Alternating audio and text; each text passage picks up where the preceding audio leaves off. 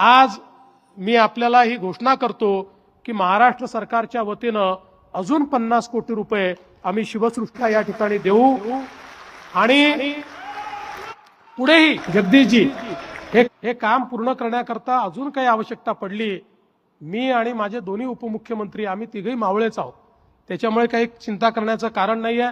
आपल्याला कल्पना आहे की एकनाथराव शिंदेजी हे देखील छत्रपती शिवरायांना मानणारे आहेत आणि आमचे अजितदादा तर पुण्याचेच आहेत आणि पुण्याचं काही म्हणजे तसं कुठेच मला नाही म्हणत नाही, पण पुण्याचं काही सांगितलं तर नाही म्हणतच नाहीत, त्याच्यामुळे तोही प्रश्न नाही आहे।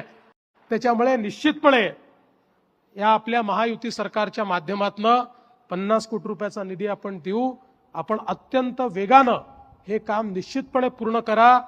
मी निश्चितपणे आपल्याला सांगतो की हे एक राष्ट्रकार्य आहे, कारण देशाभिमानी आणि इतिहास जाणणारी पिढी जोपर्यंत तयार होत नाही तोपर्यंत देशाचा विकास होत नाही।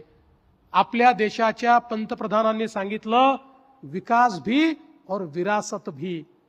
जोपर्यंत वारसा, जोपर्यंत विरासत आम्हाला लक्षात राहत नाही तोपर्यंत आत्माभिमानी पिढी आम्ही जागरूक करू शकत नाही।